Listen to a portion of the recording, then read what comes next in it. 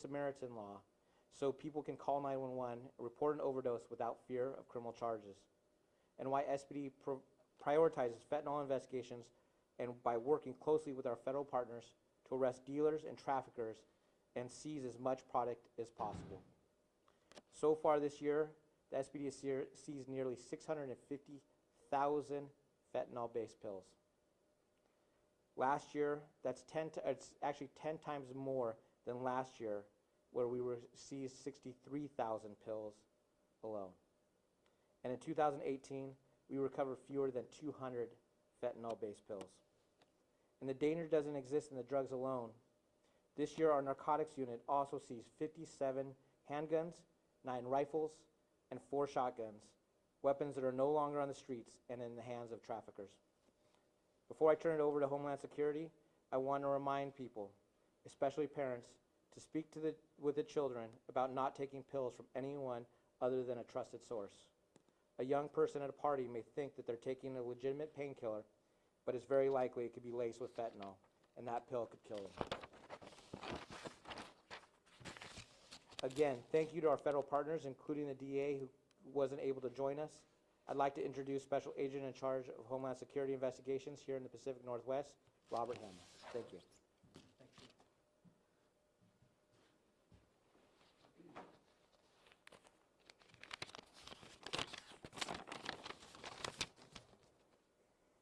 Thank you, Chief. I just want to echo some of the points that you made earlier.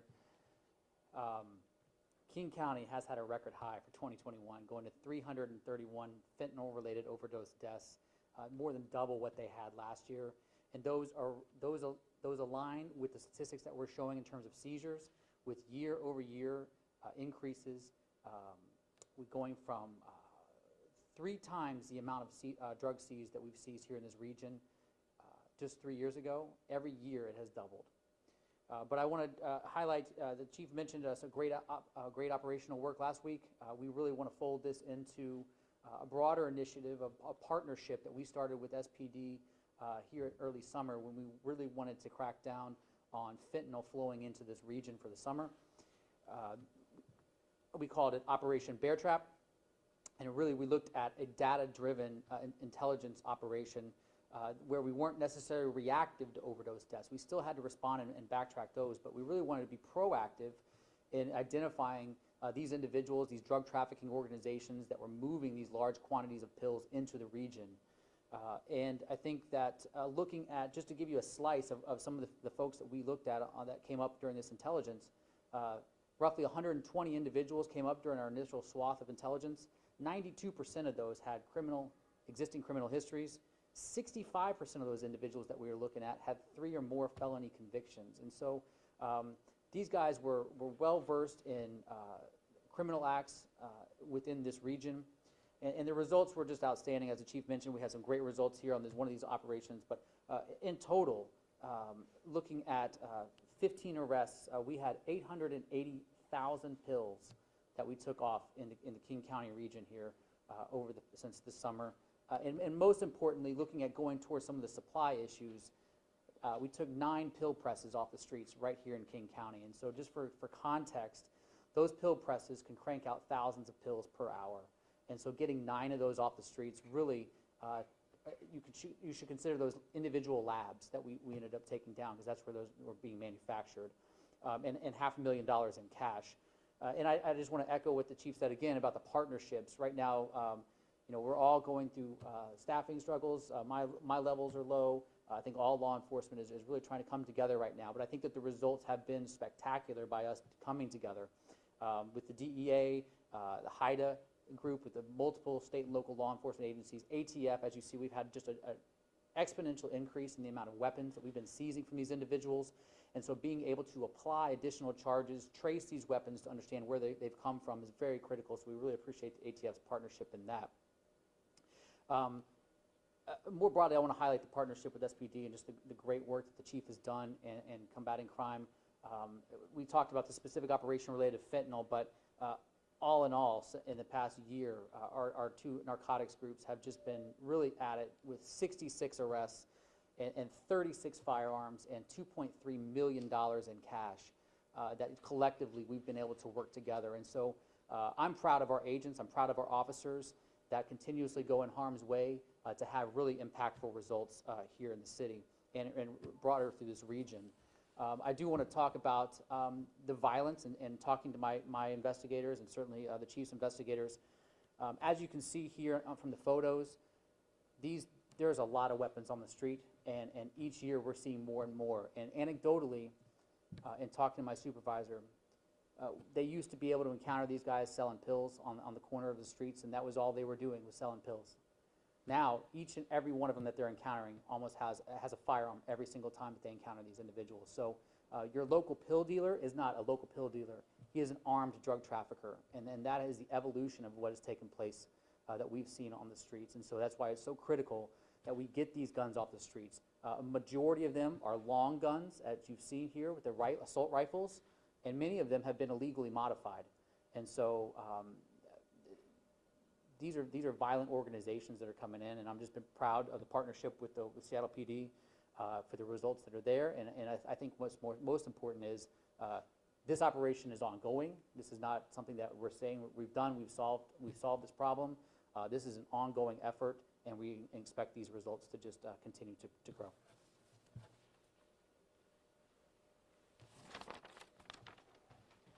I also have Sergeant Henry that's also available to answer questions, but I would love to take questions from the audience.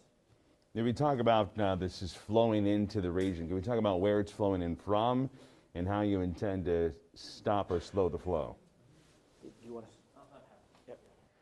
So the intelligence really shows two primary threat vectors in terms of flow into the region and really into the country in general.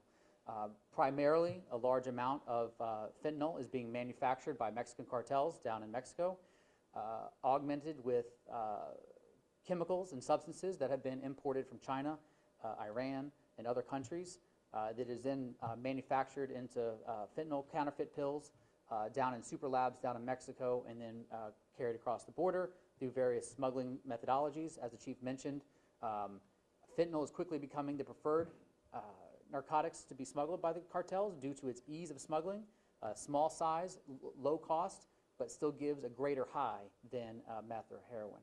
So that's our primary threat vector in terms of flow into the region. We also see what I like to call our entrepreneurs, as we talked about the 10 pill presses that we took off the street here in Seattle. Those individuals are using the dark web online purchases to acquire these parts, the pill presses, the related substances that they need to set up their own labs here locally, whether it be in hotel rooms, storage units, or even in the basements of their own homes, and then manufacture those pills locally, cutting out the cartels. How organized is this? And is there a nexus between the drug sales that you're seeing in some of our street gangs here? Yeah, I can't stress enough that this is not what you grew up with and somebody ended up getting a bag of marijuana that they brought to the high school or anything like that. This is a multi-billion-dollar industry set up by these drug cartels that know exactly how to exploit and victimize the individuals in this country. And the organization that you mentioned is very hierarchical in nature, with logistics, with supply, with a financial piece. And so each one of those things, they have their own supply chain that is structured and well organized to receive the components to manufacture. They have chemists on staff to actually do the manufacturing, and then they have an entire transportation network to ensure that the product leaves Mexico and successfully makes it to the various regions across the United States, including transiting through here up the I-5 corridor directly into Canada. Now that we've seen that border opened up with Canada, we're starting to see some increased flow that way as well. Yes, ma'am. For Kyber Radio, what is the difference between if a kid takes, a normal painkiller pill at a party, still not good obviously, but what's the difference between that and one that is laced with fentanyl, up to 50% fentanyl or something?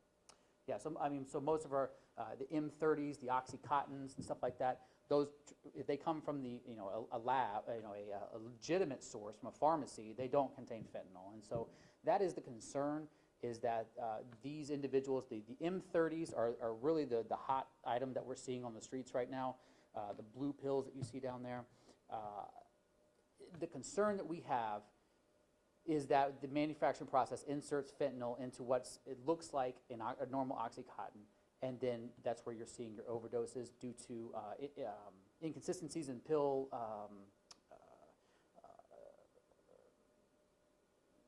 the intermakings of the pill, the amounts of the distribution of the different drugs and bonding ingredients within the pills, and that's where we're seeing the overdoses. And so, but I mean, I can just tell you, from a personal standpoint, I have 2 kids in high school, and I am in fear when they go out to parties with other friends, because I'm afraid that somebody's going to bring some pills. Somebody's going to take a pill out of their parents' cabinet.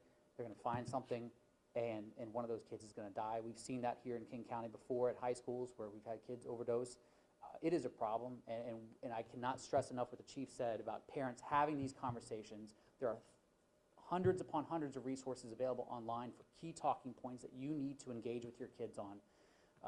That we need to make sure that these kids know the dangers that exist. And it's not, oh, I'm going to take too many pills. It's just one pill is all it takes.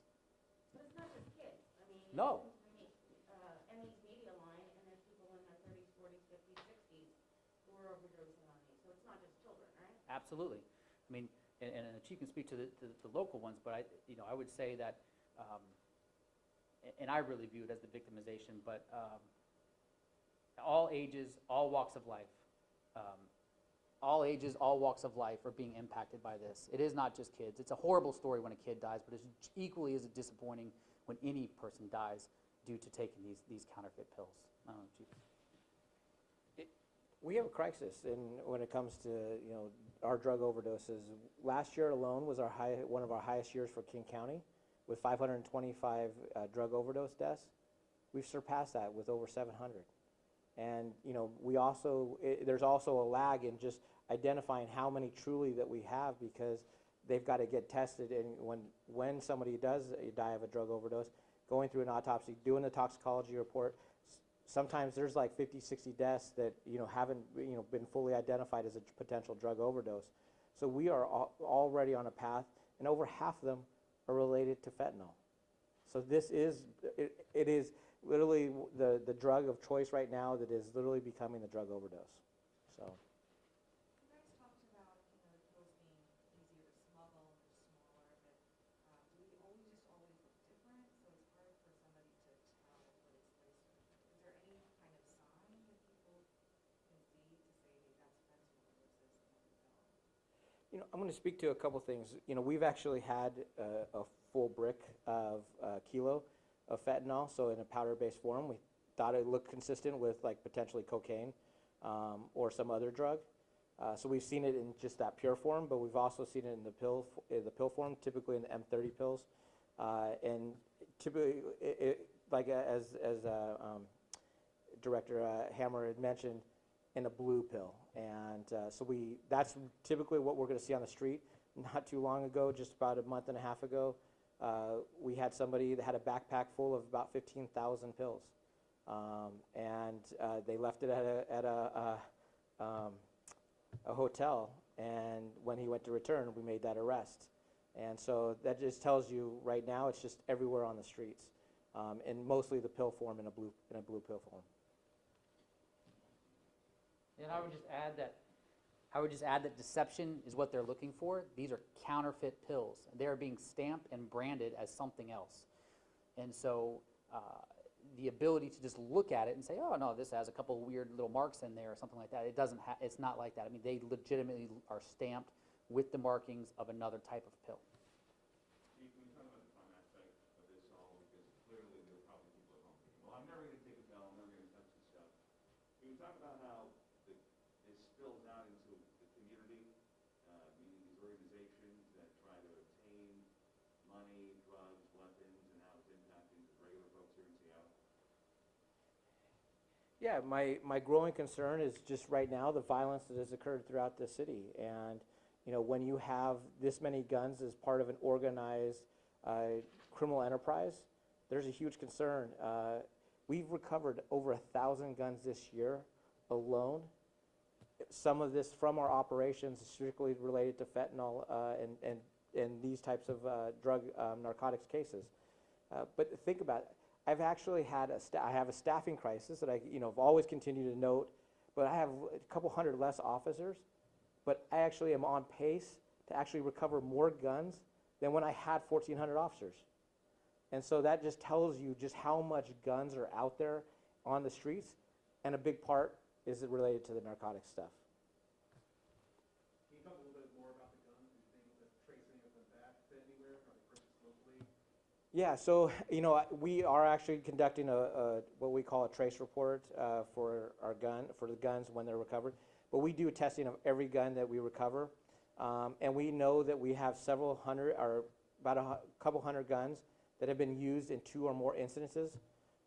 Actually, we have about 25 guns that have been used in 4 or more incidences.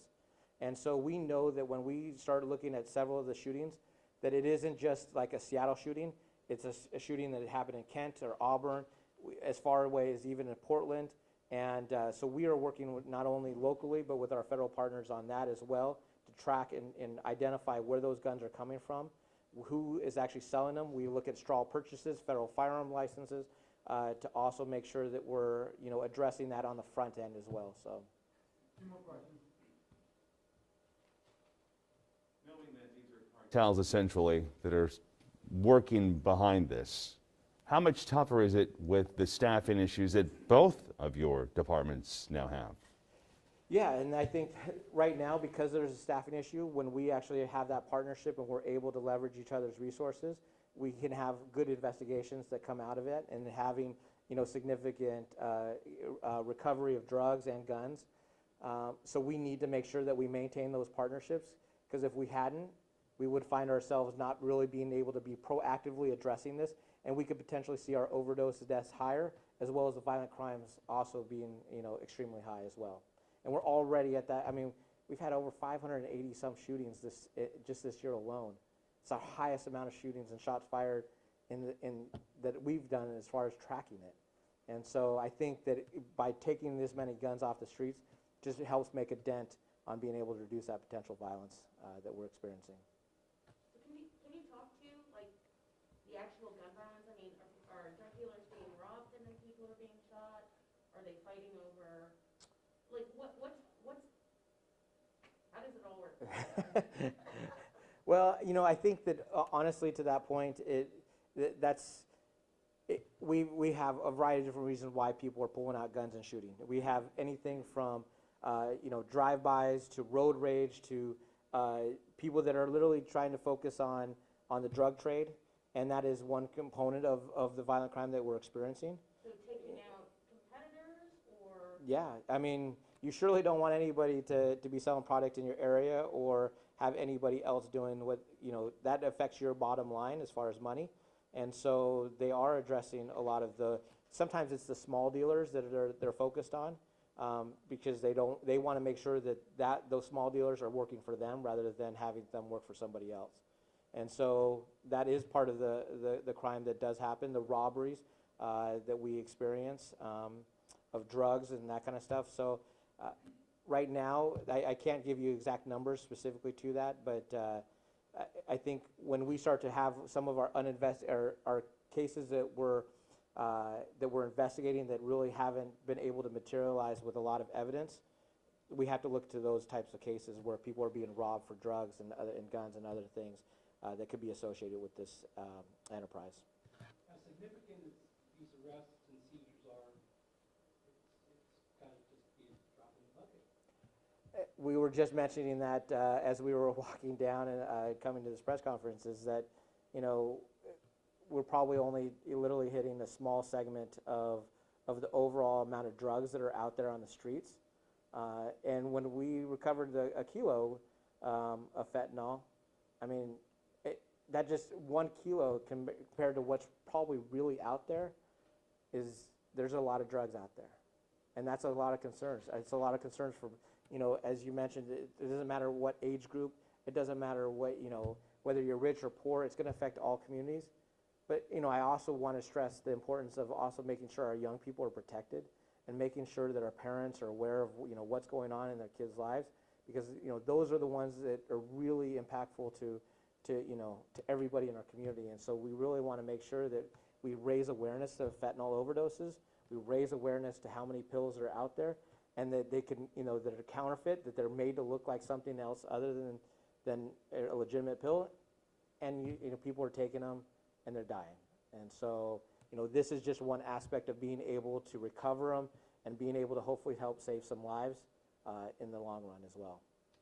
Yeah, I'll just close out with I'm looking from talking from a regional perspective for the Pacific Northwest in general. Your point of a drop in a bucket. We get these are massive seizures, and these are great news stories. But these are happening every single day across this region. It's not surprising for me to get a report every week. Our guys went out there and partnered and got another 80-something thousand pills. We went and, a large number of this was, we hit a hotel. You guys saw the media article. We hit a hotel in Bellevue and got 500,000 pills there. There are millions upon millions of pills at any given time in this community. And it's very important that we're here. It's very important that we have these success stories. It's very important that we're putting the people that are importing this stuff into the region in jail. But it's also equally as important that we educate the community as to the dangers of this, so we can lower demand. That way, there's not as much supply coming up the corridor. So is part of it that the components are so cheap? Is that why there's such a markup? Or that this is such a big business? Is because the components themselves are fairly cheap? And what about protection? Yeah, so fentanyl is certainly cheaper to manufacture than heroin, than meth. And so I know we talked a lot about meth over the previous years, and now we're seeing this trend pushing into fentanyl. So I would give you these two factors, and they work both ways, from the user perspective and the manufacturer perspective. It's cheaper to manufacture, and the high is greater. So it works out great for everybody on both sides of the equation, and that's a problem that we're trying to combat right now. Awesome. Thank you, everybody. Like to wrap up with a couple